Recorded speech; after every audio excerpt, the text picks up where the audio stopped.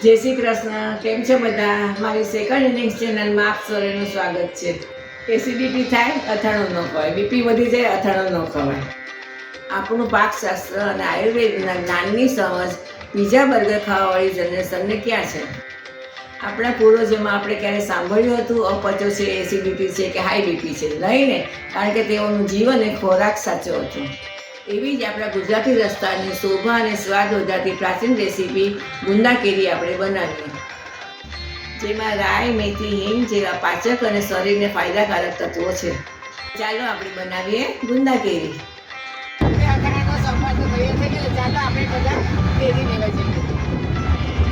ચાલો આપણે આવી ગયા છે બજારમાં કેરી લેવા.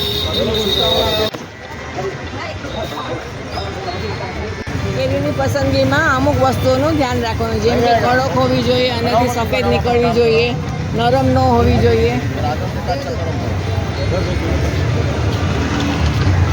સફેદ નીકળેગા ના ભैया?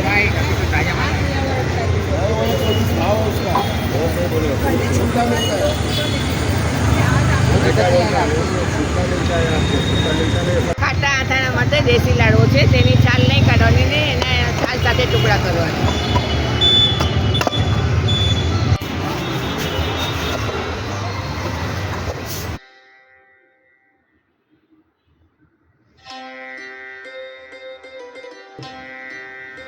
કેરી ઘરે લાવ્યા બાદ તેને સારા પાણીમાં પલાળી અને તેમાંથી ગોટલીનો ભાગ કાઢી લેવાનો અને તે નાના નાના પીસ કરી લેવા. સાફ પાણીથી ધોયા પછી ખાટી કેરીને ગુંદા કેરી અને ગોળ કેરીની કેરીમાં હળદર મીઠું દેવું.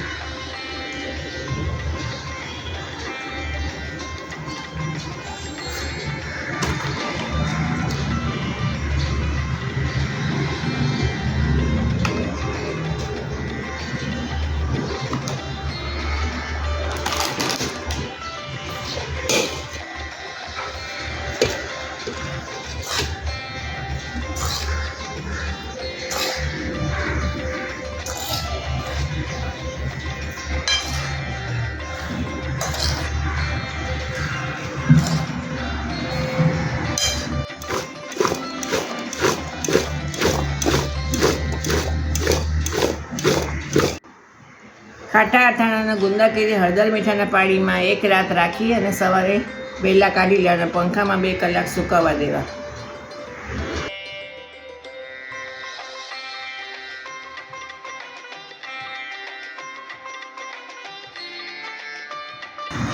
ગુંદામાંથી ઠળિયા કાઢી તેમાં આવી રીતે મસાલો ભરી લેવો, દબાવીને.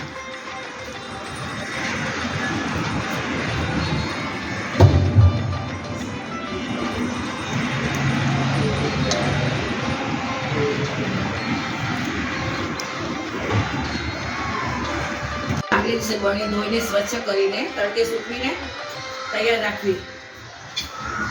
પછી અથાણા માટે પહેલા નીચે કોરો સંભાળ નાખવાનો થોડો.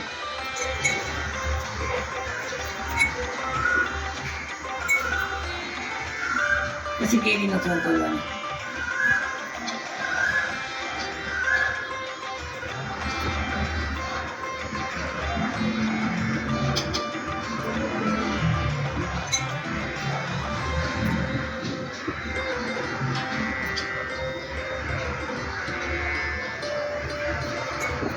પછી ગુંદાનો ઝોલ કરવાનો. ગુંદા ભરીને તૈયાર રાખ્યા છે.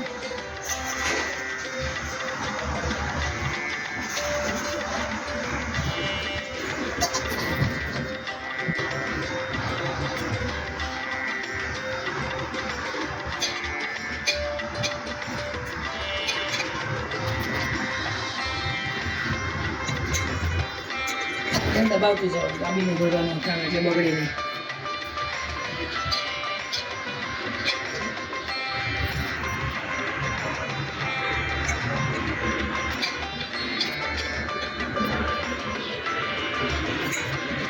પછી ફરીથી દેવાનું.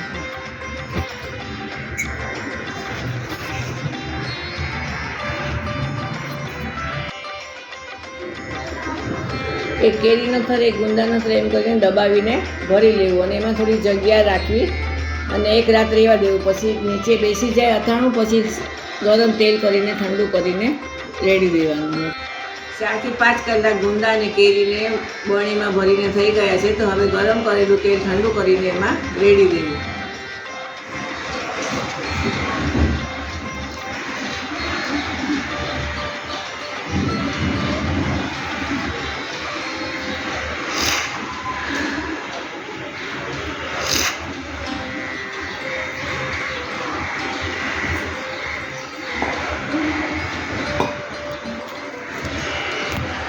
તેલ હંમેશા ડૂબડૂબા રાખવું. અથાણાથી 1 આંગળી ઉપર તેલ રહે એટલું તેલ નાખવાનું.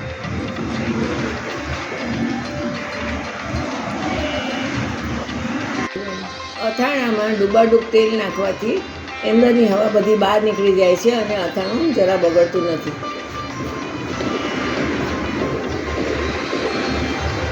પહેલાંના જમાનામાં સ્વિગી અને ઝોમેટો તો ન હતા. ચોમાસામાં શાકભાજીઓ અને બીજા પાક જલ્દીથી અવેલેબલ ન હતા. ત્યારે અથાણાઓ સાથે ગૃહિણીઓ અને ભાખરી રોટલા થેપલા સાથે પીરસવાનું ખૂબ જ સરળ પડતું હતું.